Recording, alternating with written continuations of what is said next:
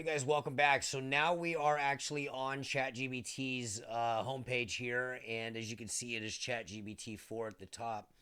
And what we want to do is we want to tell ChatGPT we need some disclaimer verbiage for our digital contract, our client agreement with Credit Repair Cloud, and we want to just tell it in the easiest to understand way possible.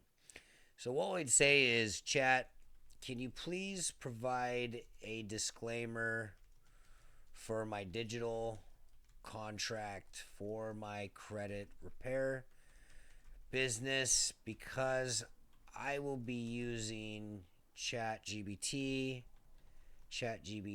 for the service.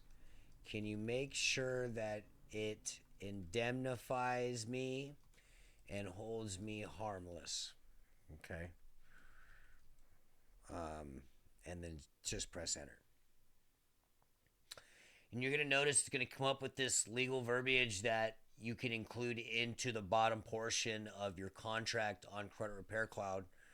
Um, you know, the thing that I need to say is that it does a really good job, but it's not 100% perfect, and it might not hit on every single piece that can, keep you out of trouble if you get sued. So, um, the way that I work these is I try to keep adding as much content as possible to contracts when I'm having ChatGPT do it. I just want more and more out of it until I feel satisfied.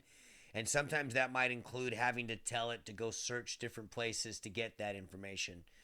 And we'll talk more about that as we go through the video series. But just for what we've got here, if we were to take what we've just generated and start for the disclaimer section, is we could copy this.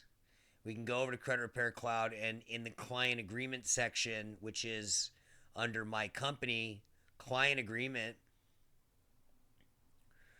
we can go to the main user agreement and go to edit template. And if we go to edit template, we could scroll down to the bottom and we could enter in what we just copied and pasted. So won't do that now, but that's essentially how this works. And let's keep moving along.